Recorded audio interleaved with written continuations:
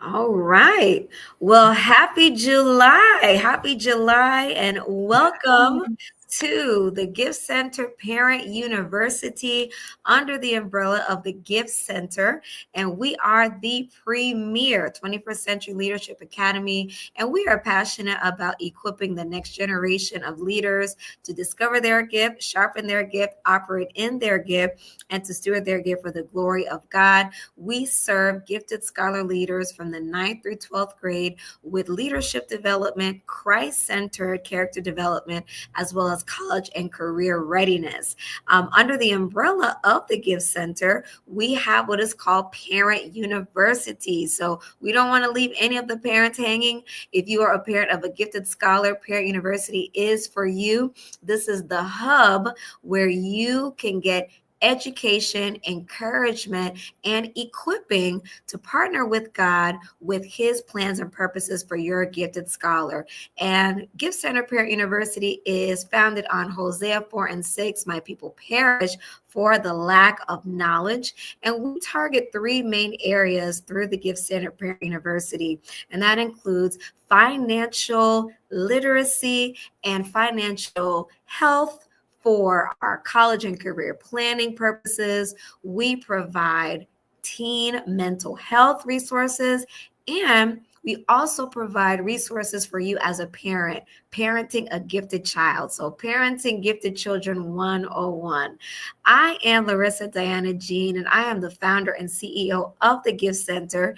And it is my pleasure, privilege, and honor and joy to be with my friend, Dr. Tanya Jackson, who is here with us today again for our Part 3 series of financial literacy under the title of Money Habitudes. So if you have not been here, please check out our YouTube channels for the Gift Center as well as TSJ Financial Services. We are so excited. Dr. Tanya Jackson is with us again. She is a friend, collaborator, kingdom content creator on finances, and we have been collaborating for our summer series on financial money habitudes. Dr. Tanya Jackson, she is the CEO of TSJ Financial Services and Consulting. We will be sharing her information and details on how to contact her, how to reach her, and how to glean more from the resources that she provides. So we are excited again. This is our summer series, the Empty Nester Edition. We want to say happy summer to all of our parents out there who are counting down to when school starts again. Yes. For many, this is going to be a different back to school because you will have sent your children off to college. So this summer series has been dedicated to parents who are officially empty nesters, meaning you have done your part. You have ran the race. You have made sure these children got to school on time, picked them up from practices. You went through the college application process. So kudos, hats off to every parent that is viewing us tonight. And we want to focus on you. What does life look like post-parenting a graduate child? What does it look like now that your children are now in post-secondary school? So we have had several sessions throughout this summer on what does it mean? What does it look like concerning your financial health as an empty nester? So I am going to pass it over to Dr. Tanya as she shares a little bit about herself, her background in finances. You are in for a treat. It is a wealth of resources that Dr. Tanya brings to the table, and we're so excited to collaborate with her. And as the Lord would have it, we originally had to reschedule from our June session, but today is actually National Financial Freedom Day. So here you go. This is the perfect opportunity to talk about what does it mean for the empty nester reset. So Dr. Tanya, we're going to start the conversation with you. Go ahead and take us away. Awesome. And it is such a blessing to be here again.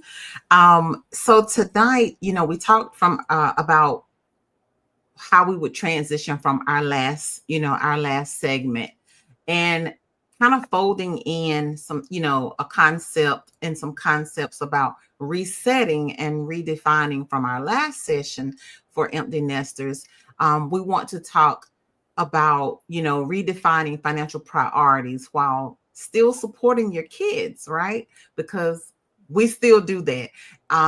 I know we would like to think that, once our kids are a part of the empty nester syndrome is, okay, they're not in the house anymore. Mhm. But that financial link is still there. It still exists. So we're not going to kid ourselves about the fact that once they go off to school, we no longer have to assist them financially, because we do. And I have a recent grad and things like that. So we still help them along until they have gotten their sea legs, so to speak, and they Mhm. can fully stand on their own. You know what I mean? So Right. we don't want to ever position them or put them in a way where they will fail, because we didn't send them away to college to to be independent and become independent, only to watch them step out and they're not able to fully be independent. So I'd like to welcome everybody back to our empty nesters edition, and we're going to break down. I always like to say, we're going to break it down. We're going to break down one of life's major transitions into smart financial strategies, right? So what we're going to do tonight, we're going to go through some of the objectives, and then we're going to talk about the techniques and some of the strategies that go along with each of the six significant points. All right. So for tonight's conversation, this is for all the empty nesters who might be breathing a sigh of relief and also still writing a tuition check, right? Right. Right. Let's So, not I mean, forget. just because the kids are out of the house doesn't mean our financial responsibility is over. Mhm. In fact, for many of us, parents and other, financial supporters, college comes with a whole new set of challenges, you know, Yes. new expenses and a fresh need to reprioritize ourselves, right? So let's talk about how to reset your financial focus while still showing up for your children and yourself, because I think a lot of times, and we talked about this, is we become those helicopter moms, and we're so engrossed in our children and in our kids that we forget about us. So this is a very good opportunity for us to reset, and we're going to focus on six primary objectives tonight, okay? And if you want to put up our graphic to Absolutely. show our audience what the six objectives are, we're going to go through those six objectives individually. So you see, the first one is, auditing your current financial future. Well, that's the first thing we have to do. We have to assess where we are right now, and then we can make a plan for where we need to be or where we would like to see ourselves down the road. The second objective is to set boundaries around financial support. Again, our kids go off to school. That doesn't mean that they should not bear some of the financial responsibility. We're here to help, we're here to assist, but they also need, this is the time where we as parents start, set expectations for our children, that you will help fund your education, Yeah. right? And the third objective is to reclaim your retirement plan. Many of us put our plans on hold for our children, because that's what parents do. That's the expectation. But once we maneuver and redefine and reset some things, it's time to kind of bring that focus back on us a little bit, right? The fourth objective is to revisit insurance and benefits. And we'll talk more about what I mean with that, because when our kids go off to college, some of the things that the school, and being a student, some of those services that are offered are, insurance benefits. They may or may not be, depending on where your child goes, either more or less expensive, but I encourage you to explore those options. um, and the fifth objective is to create a parallel plan for you. So while we're creating a plan for our college kids or, our children, we also need to be creating a plan for us, because there may be opportunities that we may be able to shift funds, Mm-hmm. you know, between one or the other of the priorities, right? And then the sixth and final objective is I'm going to always talk about establishing an emergency buffer, an emergency fund, an emergency, an emergency buffer that is not being used like a savings account, that is not going to be dipped and dabbled in all the time, but something that's there for true emergencies when they are necessary. Then, you know what I mean? Mm-hmm. So those are the six things that we're going to talk about. And so let's dive into the first one. So Awesome. auditing your current financial picture. Well, what does that mean? So this isn't just about how much you're spending on your child. It's about gaining a whole 360-degree perspective of your financial life, kind of, post departure of the kids leaving the Mm-hmm. house, right? Mm-hmm. Mm-hmm. And so that's important, because you need to, we all should know what our current financial state is, but that becomes increasingly more important once our kids step out into their own space. So a few of the techniques that I want to point out is: one, first, conduct a comprehensive kind of cash flow audit. Now, I know that sounds a bit, it might sound mundane or boring, or it might, some people might be overstimulated by the whole word audit. But Mm-hmm. basically, all that means is taking an account, and you can do this with your bank statements, with your banking apps and things like that, but take account for all of the income that comes in and for everything that goes out. That's the nuts and bolts of it.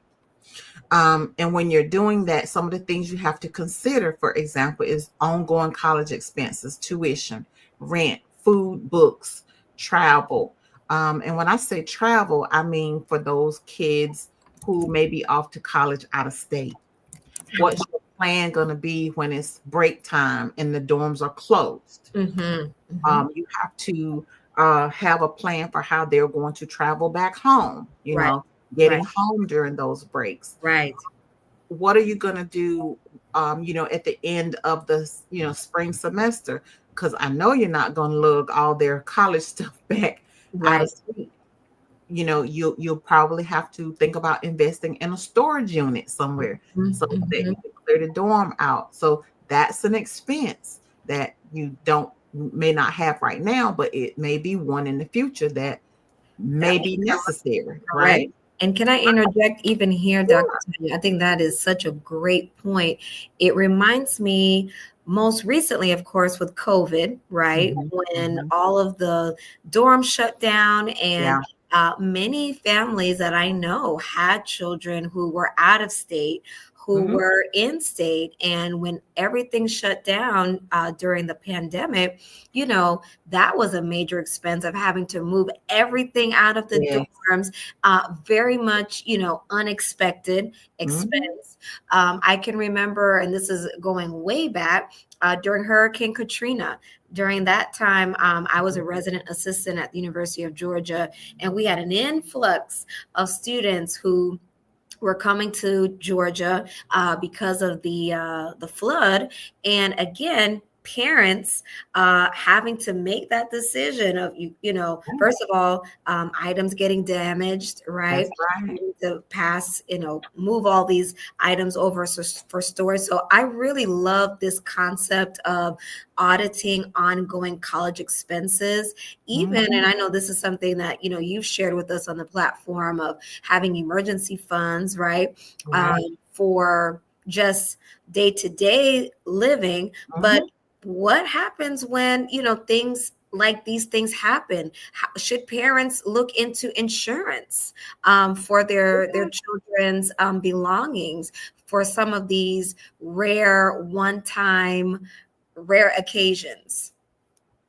And I will chime in and tell you that one of the first things we did before we ever put a stitch of anything in our son's dorm was we made sure that we contacted our insurance company, who is USAA, and if for any of our family that's watching or that's a part of our network, if you are connected in any way to the military, if it's your grandparents, your, you know, a parent, a sibling, always check and get quotes from USAA, because they have some really, I think for the entire year for my son, and I think his coverage was like $10,000, and that's because he had, Apple computers, and he actually had multiple computers, and he does music as a hobby. So he had a lot of music equipment and keyboards and stuff like that. So we have made sure that he's always had renter's insurance. Renter's Yes. insurance is necessary whether they are in an apartment or whether they are in a dorm room.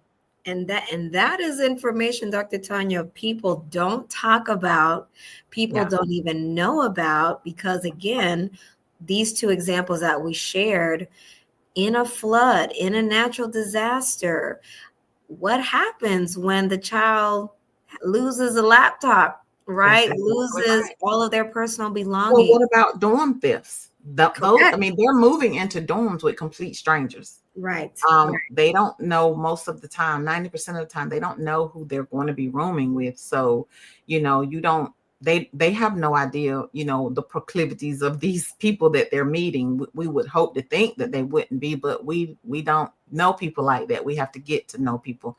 And when you mentioned Hurricane Katrina, one of the things that um I want to remind you of, in case you forgot, is that we transitioned here in Katrina. Wow. So yeah, Okay. 21 years ago in August is when Wow. we transitioned. To August of 2005 we came. Wow. Wow. So for sure. And I know we had a townhouse in Louisiana, and within one of the well, what ended up happening when we lost power in that first wave, because remember, it was Katrina, and then 2 weeks after, it was Rita. Yes. And so when the power went out, we had a deep freezer, and I mean, USAA contacted us immediately. I Mm-hmm. guess because they knew, from our demographic, we were in the disaster area. And immediately they was like, how many refrigerators do you have? How many freezers do you have? And I mean, they were just, and I didn't have to provide a bill. I didn't have to provide a receipt. I didn't have to provide pictures or none of that. They Ex- said, okay, just based on the size of the freezer and the refrigerator and things like that, they said, we'll have money in your bank within 24 hours. And about six Phenomenal. or 7 hours later, they had money in the bank. That's phenomenal, Yeah. Dr. Tanya. And So, these are the things that we want families to, again, keep it in your radar to think about mhm, financial stability, yeah, financial health, yeah, financial knowledge. I know we shared this on the platform before, some of the paperwork with FERPA, yeah, during orientation, but even before your child is accepted, to your point, what are insurance companies? What are insurance plans to yeah. ensure that a situation, God forbid, that impacts your child negatively That's right. in relation to their belongings Mhm. does not throw your financial plans off Exactly. as a empty nester. So this is Exactly. golden. Exactly. A couple of other things I think, from a technique standpoint, is evaluating household changes. So one of the things that you are going to drastically see change is going to be your grocery bill, your utility bills. If you're a helicopter mom, the back and forth of running them to practice or football games, or you going to see them play in basketball games, or athletic programs and stuff like that. So you're going to see a lot of these things shift and change, and you're going to see your money start to look a little different in how, in the inflows and outflows. Looking at your income, debt obligations, and even going back, and we're going to get into retirement contributions and things like that in the third objective. But also, that's one of the things to consider. So a strategy that I recommend is to use a monthly budget tracker, I always talk about using some type of budget tracker that reflects both your household and the college support expenses. Because remember, we're talking about running parallel pictures here. right? And so that you can accommodate any necessary shifts, in the financial picture, right? Yes. Keep them separate to see where those adjustments can be made. And that is a very critical point. Is like you cannot look at your situation now in isolation, because like we Mhm. said, storage unit rentals, or, Right, right, insurance, and things like that. right. So Mhm. not just renter's insurance for, things and objects, but also health insurance. So Yes. I encourage, I do encourage to at least see what the school insurance coverage is, because I Mhm. know situations where the school insurance coverage is actually cheaper than what the parents have Right. to pay for their coverage. So Mhm. always look at what the options are. You know what I mean? Excellent. The second objective, setting boundaries around financial support. So loving our children doesn't mean that we fund all of their expenses without limits, like, Mhm. right? Mhm. And it's important to define what you can sustainably offer them by way of financial support. Right. And one of the things that should be considered is, to establish a college support budget. Mhm. And Yes. that college support budget will set the expectation for your child and for you. Love that. So, that budget is that framework, and a budget in its essence is probably wrong the minute you finish it, because it's fluid. Yes. It's something that's fluid and it's ever changing. But you always have to go back and revisit, and redefine, the budget. Mhm. And so that's one of the techniques you definitely have to do for, the second objective in setting boundaries around financial support. Also discussing cost sharing expectations, what you'll cover versus what they will be expected to cover. Now, Mhm. when I say that, I'm not talking about they need to be out here trying to work a full-time 40-hour-a-week job, because we want them to be successful in their Right. academics, but they may be able to handle a part-time job. I think one of the largest overlooked um, financial support mechanisms is federal work study programs. Mhm. Um, and I will tell you, I utilized financial work study in my undergrad career at North Carolina State University, and I worked in nuclear engineering. I was an engineering major, and I work studied in Nuke E. And in Nuke E, I answered the phones. I was kind of like the secretary or the receptionist for the department head. Mhm. And if if he walked out of his office, or if he walked out of the lab and I wasn't doing homework, he was looking at me crazy like, Right. Mrs. Oh Strickland, no. Mrs. Strickland, you have no studies today. I mean, Yep. and so I was like, all right. And they support that. They support the fact that it is work study. Correct. So if he had no tasks for me, or if I finished whatever my tasks or my assignments were for that day, hey, this is your study time. That's it. That's it. So I That's it. encourage parents and students, when you're going over that award letter, if work study Mhm. is available, Yes. Yes. take advantage of it. Also, setting firm timelines for your support. So setting timelines is what I mean by that is, give your children, give them a window of time that they are expected to have this thing in place. Whether it's a part-time job, whether it's, and work study will come with their course of study. But even for those who want to take on a part-time job, okay, in that part-time job, are you going to make enough to be able to pay for your own gas? Are you Mhm. going to be able to earn enough reasonable, again, this is all about sustainability, right? So Right. are you going to be at what are you going to reasonably be able to take on Yes. by That's way of your own financial support? right. You'll be expected to pay for your own groceries. If you get groceries outside of your meal plan. Correct. Or Correct. it could very well be a conversation about I know most freshmen are required to have a meal plan. Correct. And I Correct. remember, like with my son at North Carolina A&T, there were only two options, I think, like a meal plan A and a meal plan B. And I want to say that those ran somewhere about $1,800, Hmm. 1,800 to 2,000. It was crazy. Yeah. Because I mean, they got to eat.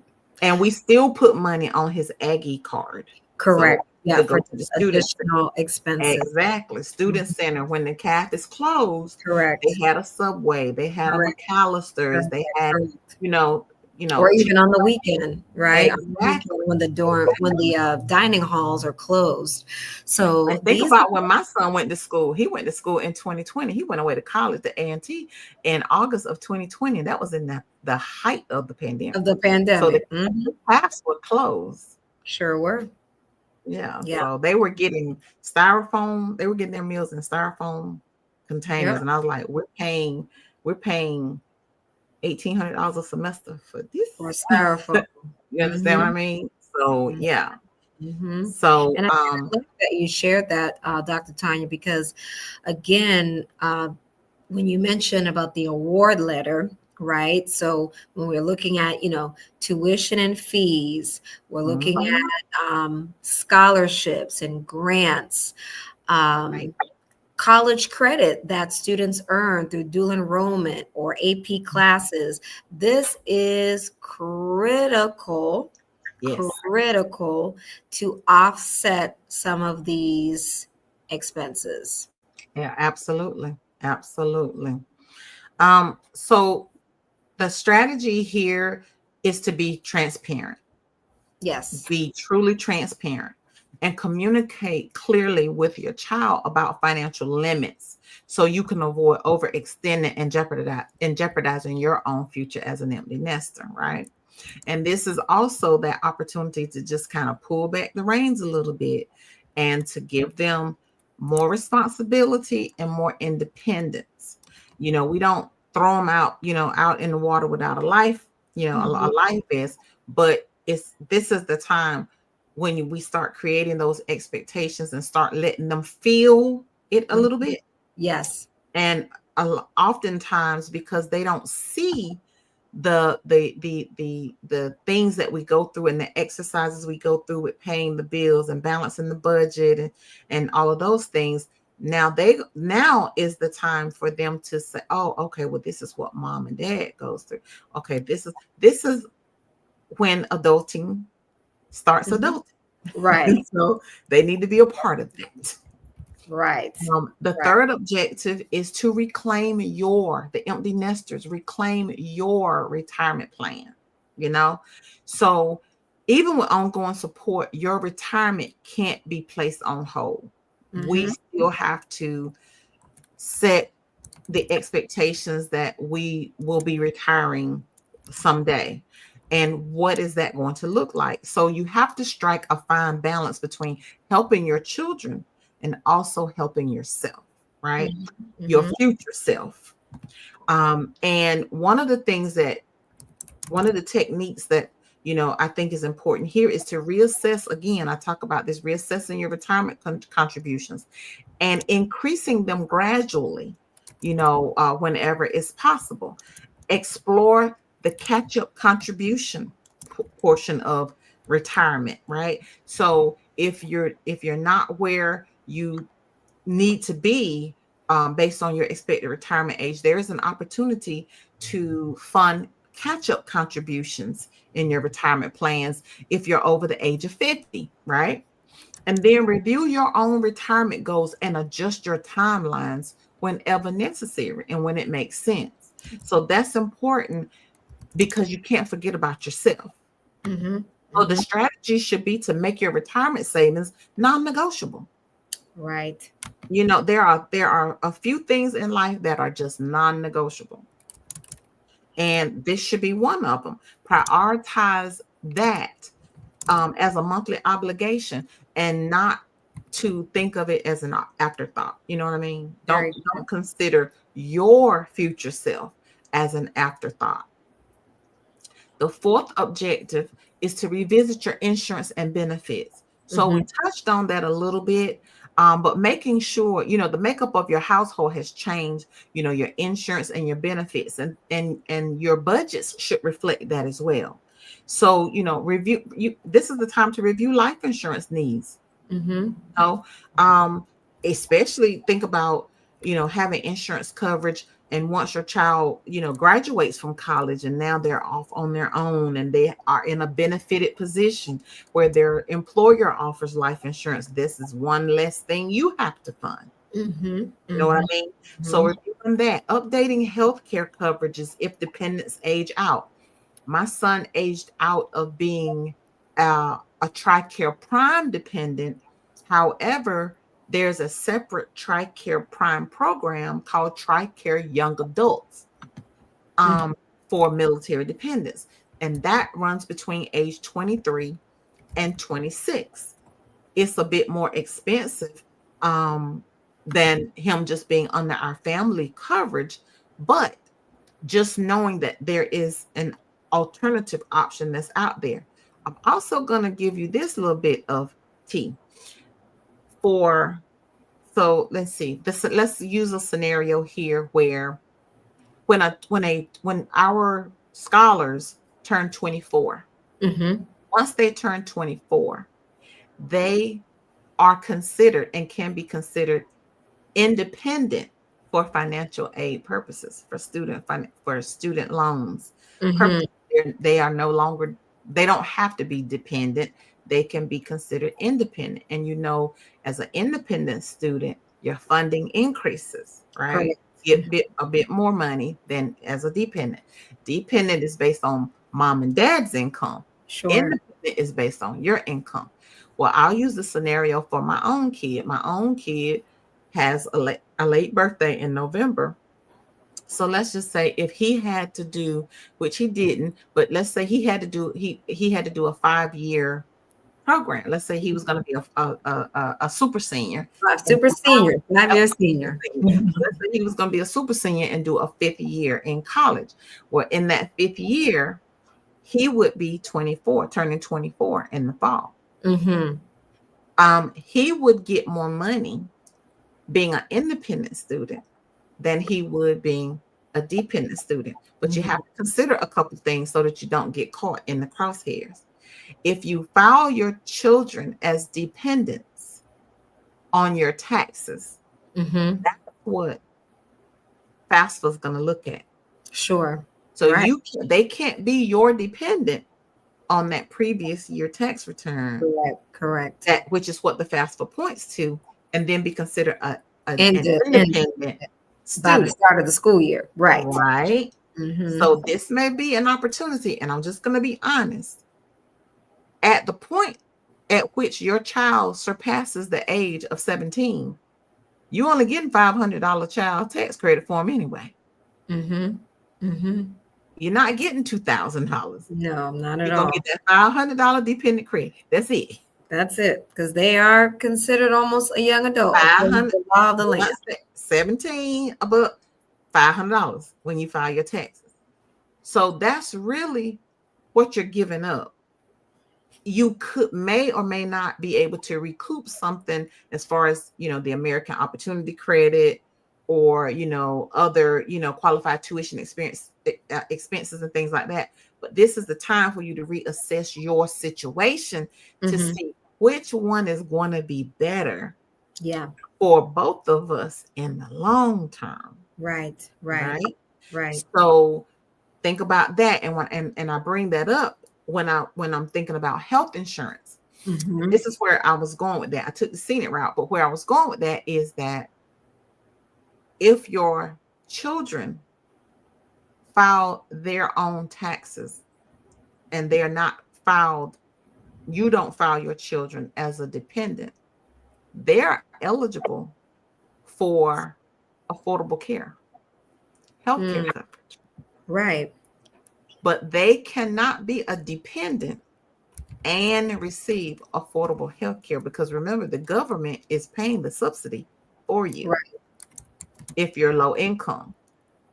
As a college student, you should be low income. Very much so. You understand what I'm saying? So that's what I mean when I say explore all the options and find and strike that balance with what is going to be a best fit for your Right. family and your situation. So if that's something that maybe it may be beneficial, because I mean, insurance coverage is crazy. And for family coverage, I know people who are paying $1,200 and $1,500 a month is coming out of their check for healthcare coverage for their families. For their But if you family. can cut that one of them kids or the kid or somebody off of your coverage is gonna go down. Affordable Right. care, low income is free. Right. Right. And again, Just look. this, I'm sitting here and it's like so many families don't know this information and are making some very costly mistakes. So these are conversations to have with your young adult soon to go to college, Right. and even for parents who are viewing and will watch the replay. Maybe you have another child who will soon be out of the house next year, right? You've got Take advantage of it. back to back empty nesters. That's right. How soon, in your opinion, Dr. Tanya, should a parent start having these conversations with their soon to be college bound students? Just Oh, high school, mm-hmm. freshman, sophomore, um, for sure. And I talked about that golden age of 13, 14, when you start really, really reinforcing financial literacy, Yeah. financial literacy concepts, budgeting concepts, money matters, Mm-hmm. and things like that. You should be talking about credit. Yeah. Parents should not be putting anything in their kids' names. Please don't set Nothing. your kids up for failure. Please don't. um, and again, this goes back to those money habitudes. Our kids, for the most part, they look at us as the roadmap. So Yes. whatever it is that we're doing, right or wrong, our kids see it. And it's just like with a baby. Babies learn from seeing us. Right. So this is where it becomes critically important that we start emphasizing and start highlighting and start, strategizing. Again, that's where we talk about transparency. At this point, everything should be laid on the table. Mm-hmm. Your Mm-hmm. children should know what your situation is. Do not fail yourselves or your children and making them believe this is something that we can do and we got it, if that's not the situation Correct. financially. Correct. Correct. Correct. Because Every expectation needs to be set that if we're going to make this work, it's going to have to be all hands on deck, and we're all going to have to contribute. I talked about when I was the regional CFO at Barter College here in Atlanta. It was a school that was under the Kaplan Higher Education umbrella.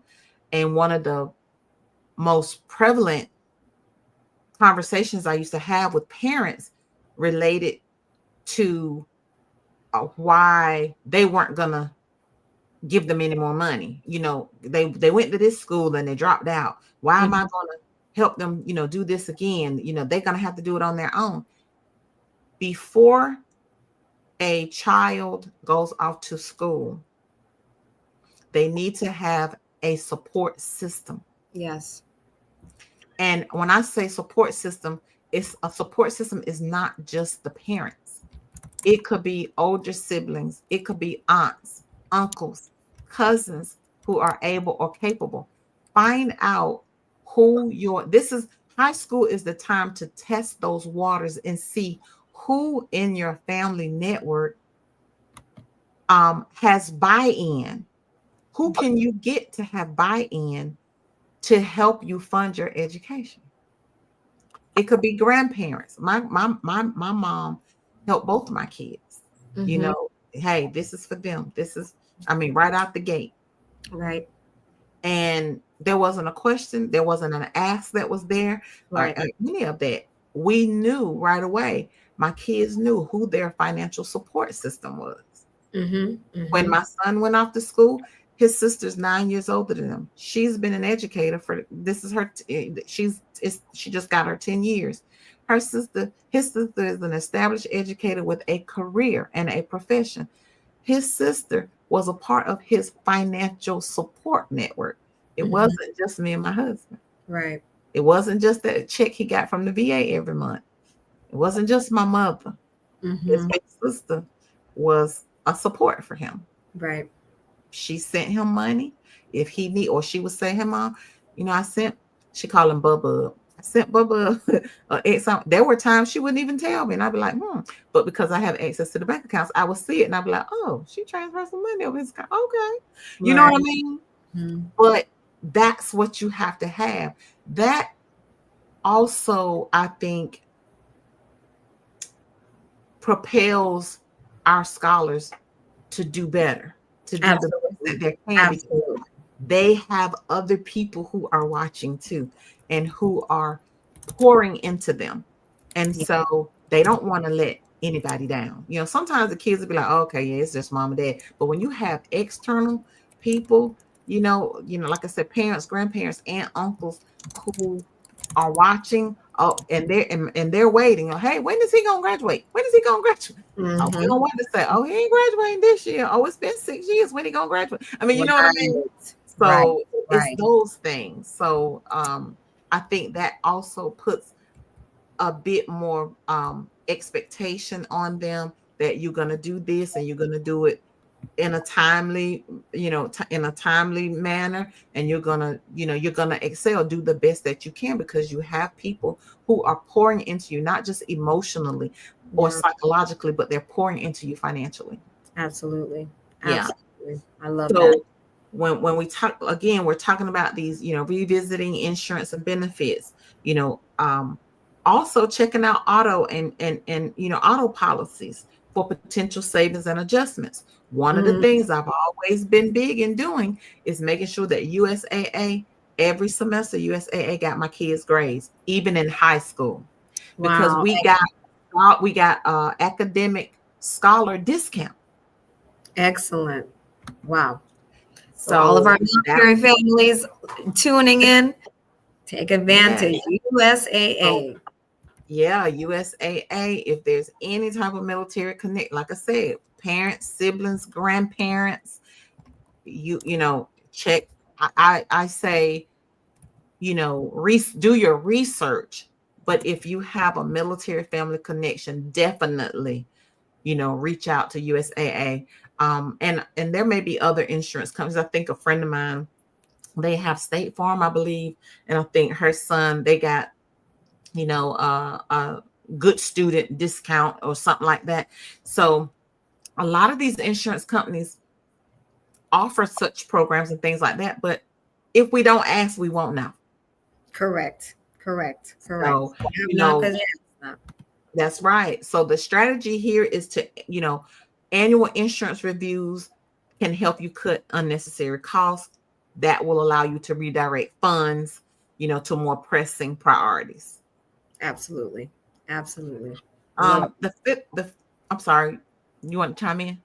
No, I said I just love that for military families have access to the USAA, but I also love just the additional research and finding just discounts on Yep. insurance plans Yep. just for excelling in college, right? So this Yeah. is another level of knowledge that our families are going to Yep. benefit from. So this is Those excellent. transcripts are important. Yes, they are. Get your FERPA form on Yeah. file so that you can go in and you can pull the transcript so you can send to the insurance companies when you're doing your research, because you do have to prove, that that they are their GPA and stuff like that they are, have good academic standing and stuff like that. So I would have lost my mind if I had to wait for my son to send me a transcript. That just wasn't Hmm. happening. So our fifth objective is to create the parallel plan for you. We talked about that. So while you're supporting your child's growth, don't forget to nurture your own growth, because Yes. that is critical. We talked about this in our last segment, setting new personal, goals, whether it's travel, whether it's education, whether it's career, whether it's passion projects. Passion projects, they pay really well when you do them well, Right. and Right. it depending on where you want to go with it, but looking at those types of things, start a dream fund. That's a goal, starting a dream fund for you, for post parenting plans, whatever they may be. You may want to take a European trip. You may want to go to the Grand Canyon. You may want to go. I want to go to Martha's Vineyard. That's my thing. Yes. To go to the vineyard. I hope I see Barack and Michelle or something. Right. Build in space for your own for your own joy, and pleasure, and exploration. It could be a renewal of, of yourself. You know what I mean? So this should be about you. You know what I mean? And so the strategy here is the thought that financial self-care isn't selfish, right? So good. It's essential. I'm gonna say that again. Yes. Financial self-care isn't selfish, it's essential. Yes. Right? So your goals, the you deserves funding too. Mm. Does that make sense? Yes. The you deserves funding too. I love that. Yeah. Love that. Yeah. And And so that leads us to our sixth objective, is establishing that emergency buffer. You're going to always hear Dr. Tanya talk about that. mm, Emergency, emergency, emergency, because we live in such a time of uncertainty. yes. College years are unpredictable as well, Yeah. Yeah. So, a well-funded emergency reserve can shield both you and your child from sudden financial stress. We Yeah. talked about natural disasters. Look at what happened in California with the wildfires. I'm telling you. Look Just at we have unexpected. Katrina to look back on. Correct. We have history has taught us this. We need to listen. We need to listen. Some of the things we can do, again, set aside that 3 to 6 month of living expenses. You have to include the college related expenses, unexpected costs as well. Repairs, if your sophomore year, your child takes their car to school, and Right. you got to get car repairs and things like that. Health needs, although we waived out of the college health insurance whenever he did have to go to the student health center, which is phenomenal, by the way. Mm-hmm. North Carolina A&T has a complete massage therapy and wellness center in Oh, their that's center. I amazing. said, so the kids can go get massages. Are you kidding me, for real? I wish I had that. Right. So whenever he did go, you still have to pay the copay. So you Correct. still have the copay. You still, if they need medication, they have to get prescriptions refilled. You have that where, you have that to consider as well. So those are all of those costs. And that's why you got to have that college Yes. spending plan, and then you got to have your own, you know what I mean? Yeah. Yeah. And then again, and we talked about this previously, automating savings to build it gradually. Mm-hmm. Set it and forget it. Yes. Yes. I love it. Set it and forget it. So, and to do this, emergency funds should serve as a cushion, not a crutch. Yes. Right? So you should avoid tapping into that money, for routine college expenses. Because you should have planned for this over here. Correct. So, those are, the 6, objectives that I think are important, for the empty nest reset. Yeah. And, the financial gem today is supporting your children through college is an act of love, but sustaining your financial future is an act of wisdom. Ooh, say that again, Dr. Tanya. Supporting your children through college is an act of love, but Mhm. sustaining your financial future is an act of wisdom. Yes, yes. Okay. And you can do both with clear boundaries, intentional planning, and a focus on long term balance. But we got to be wise and we have to practice wisdom. I love that. And I know we shared this earlier before we got on the live today. A friend of mine who recently became an empty nester, her only Mhm. daughter went off to college this summer. Yeah.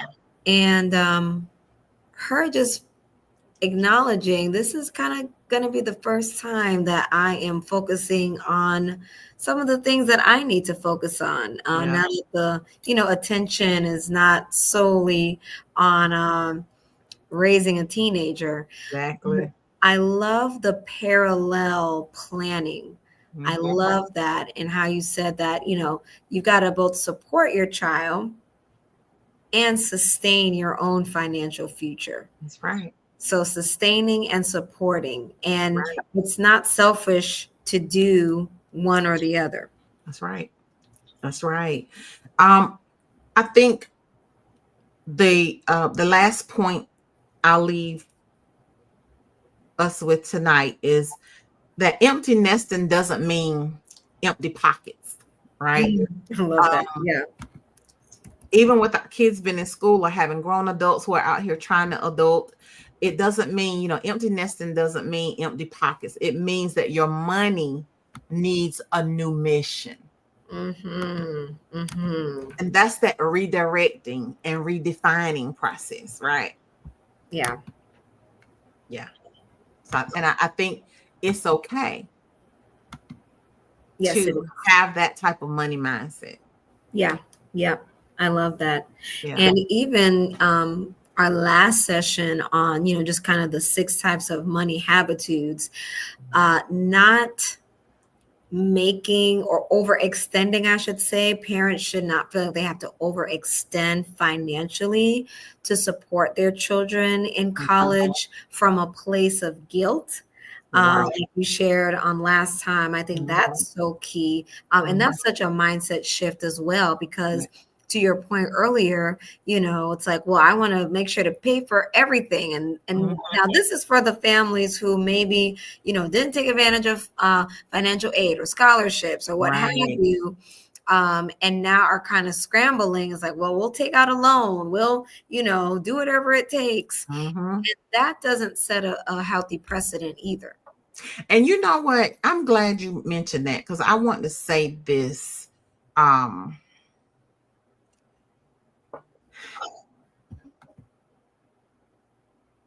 use me, Lord. No, take your time, take your time. I think that one of the greatest disservices that you could do for yourself and your child is to not hold them accountable Yeah. for being a part of funding their own education when there are no barriers or things that prohibits them from doing so. And let me explain. Hmm. There's no reason that your child, college bound or current college student, should be sitting at home on playing games on their phones or on TikTok Right. or any other social media platform, spending 7, 8 hours out of the day wasting time Right. when they could be writing a 500-word essay Correct. to receive a scholarship. Correct. Correct. Absolutely. It is the most What word It's do I want? infuriating for a parent, I'm sure. It's infuriating for a parent, but it's even more infuriating for family Mm-hmm. that Mm-hmm. watch it happen. Sure. Why should a parent have to take out a Parent Plus loan when the child hasn't done the work? It's Can one thing happen. for the students or the children to apply for scholarships and not get them. Correct. That Parent Plus loan should be a last resort. Correct. Correct. Not the first response. Especially not the first response. I love that. Mm-hmm. Especially when the opportunities for the scholar, they are, I mean, there are websites that are free. You don't even have to subscribe to, pay for any of that. That there are thousands of scholarships that are out there that go untapped Tapped. Correct. Every year. because the children, the scholars don't take the initiative to apply. Right. There are scholarships out there if you are left-handed. Mm-hmm. There are Mm-hmm. scholarships out there if you have a grandparent that served in the military. Yes. Yes. They don't, I mean, grandkids, unless they are dependents, don't normally get any of the title money, the, GI Bill or the title, the chapter 35. They don't normally get the chapter money, but there are scholarships that are still out there if you have a grandparent or a parent that served in the Marine Corps or the Yes. Army or Yes. the Navy, or the Air Force. Mm-hmm. There are scholarships out there. If I think there was another quirk, like my daughter tells, she's even told me about some that she became, aware of, just through her kids and helping, because she teaches high school, helping Right. her kids with the process. And I'm like, what? A scholarship for that? And she, Correct. yeah, mama, it's a lot. It's a lot. So my thing is this: there's no way that I would encourage a parent to go in debt, Mm-hmm. to, and there are some, I will say, there are some people who tap into their equity in their home, Yep. and they pull equity out of their homes to To pay, finance a degree. right. Mm-hmm. Now, the one thing I will say about that is equity in your home isn't doing a thing in the world for you unless one of two things happen. And it's transactional. Equity doesn't mean anything in the world to you, and it ain't nothing you can do with it unless you are going to sell your house. Mm-hmm. Right. That's how you tap into that equity. Or unless you're going to refinance it. Otherwise, you're just sitting on a whole bunch of money. You're sitting on a very valuable asset that really isn't doing you anything. Right. I'm just And I'm that's the truth. just saying, Yeah. And and that may work for some people. It may work for some folk that say, hey, you know what? I'm not going to, we're not, I don't want you to do loans. We're not going to do that. You know what? We'll just go ahead and tap into some of the equity in the house. We don't plan on moving. We don't plan on selling, so we can afford to do that. Get a HELOC, or a line of credit and roll it that way. The advantage of that is you get the tax write-off on the interest payments. mm-hmm. Mm-hmm. If I'm gonna pay somebody something, I would like to pay myself before I pay somebody. You know what I mean? Mm-hmm. I So agree. that is an option. But the point I was trying to make is that we have to hold our scholars accountable. Yes. Some of the responsibility. Yeah. of funding their education. 100%. I'm not going to lose sleep Mm. over it if you're not worried about it, because you can go to Gwinnett Tech over here, Mm-hmm. or you can go to Georgia State, UGC, right? or you can, you know what I mean? It's ridiculous. But there are parents that are out there that feel like they have to solve this problem Sure. Sure. alone in isolation. Mm-hmm. Mm-hmm. But this should be a problem that should be solved jointly with the scholar. I agree. I agree. And I love this point here as we're getting ready to close tonight. Mhm. The topic of accountability and financial wealth building.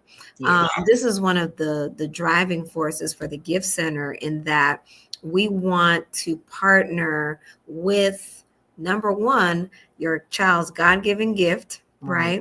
So that they are excelling academically in those subject areas, Mhm. so that when it's time to take advantage of things like AP classes, dual enrollment classes, where you actually can get college credit, that means money that does not have to be spent on these courses. Taking advantage of resume building, taking advantage of scholarship. These are things that we start with our scholars as early as the ninth grade. And I Absolutely. like to let parents and scholars know, it's almost like when you're driving, you're looking at the rear end mirrors, right? Uh-huh. The rear view mirrors. Mhm. College is closer than it appears. And it Mhm. and it and it comes up so It fast. does. It It comes up does. so fast. So So I fast. just These conversations, you have do. to be proactive in the planning do. process. And you know, something else I think is important is we have to stop making excuses for our kids. Absolutely. Stop Absolutely. making excuses. It doesn't sound good. It doesn't even ring true half the time. Because what you're saying, I'm looking at you like, yeah, right. Mm-hmm. Right. Stop making excuses and be real with yourself. Correct. Yes. Self-awareness. Yeah. Self-awareness, and even to a degree, accountability for your own self. Yeah. Accountability as parents for where we lacked doing something. Mm. Accountability for not holding the child accountable. Yeah. Yeah. Has to rest somewhere. Yeah. It does. We have to be real with that. And like I said, you know, when our when our daughter went away to school, she chose to go locally. She didn't want to live on campus. She doesn't like being in living with people she is not familiar with, and Sure. so it's literally 7 miles from the house. But I remember she used to get back a refund. $1,000 each semester was what she got back, and that child lived off of that $1,000 that Mm. semester. You hear me? Yeah. She Wow. she paid for her gas. She paid for, as far as the car expenses, it wasn't a lot. She had a Honda that I had gotten her in high school when she was 16. But so it wasn't like expensive stuff, but she paid for her gas. She paid for, Hope Scholarship covered Mhm. Hope Scholarship All book her grant tuition covered expenses. Yeah. everything, tuition expenses and books. Yes, that's And right. so she didn't ask for money. She didn't. And I'd be like, you need what? Mom, I'm good. She went to class and she came home. She went to Mhm. class, and she's a bookworm anyway. Right. With our son, when he went off out of state, at one point in time, he had 3 jobs at Mhm. A&T. Not because Mhm. we told him he had to have 3 jobs, because we didn't. We never told him he had to work at all. Right. But and to your point about taking advantage of high school classes, when KJ graduated from high school, he went into college because of his AP classes with a Correct. 4.0 GPA. Correct. Correct. Whereas your typical freshman starts college with a zero, they don't Zero. have a GPA.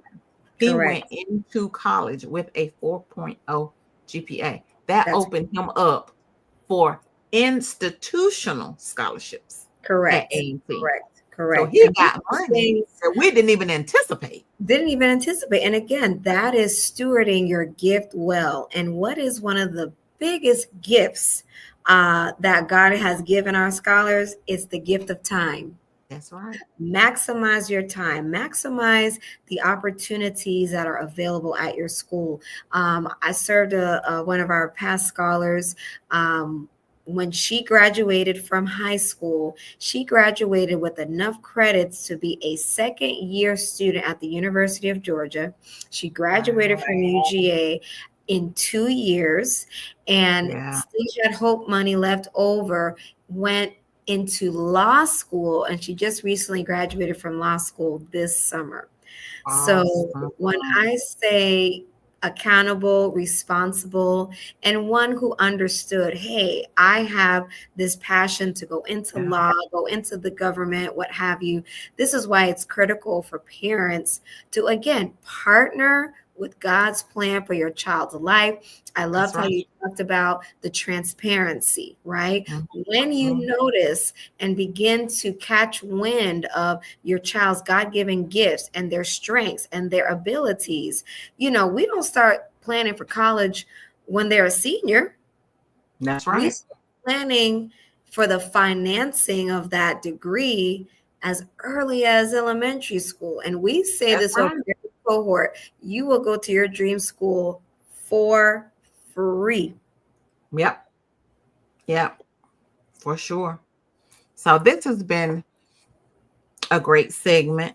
I am so glad we were able to, bring this forward tonight. Yes. And, I'm thankful that the weather has held back. No storms No tonight so storms, no far. interrupted It started rumbling a connectivity. little bit, and I was like, "Ooh, it's getting dark."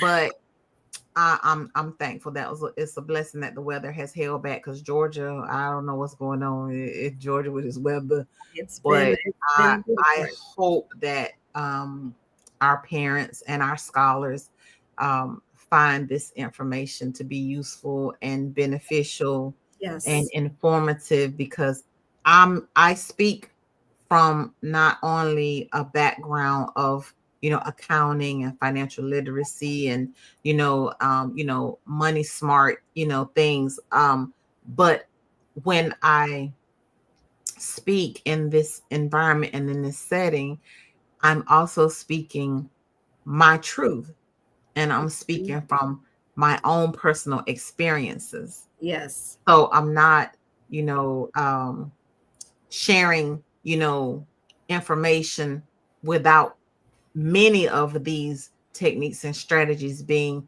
tested, tried, and true. correct. Because I literally am, I was an empty nester for 3 months. Right. From March to June, and he's back. But Yeah. I mean, it's things that that I've seen firsthand, in my profession, and as a professional and as a parent. Absolutely. So I think that's important, and I want our listeners and our viewers to know that these things are coming from a genuine place, Absolutely. and that I think that these things that we talk about and the information that we share is very critical. Absolutely. Absolutely. So, parents, we are so honored and so grateful that you would spend the evening with us on our special Tuesday edition of Parent University. This is our Teachable Tuesday night, and we have one more summer session left for our Empty Nester edition.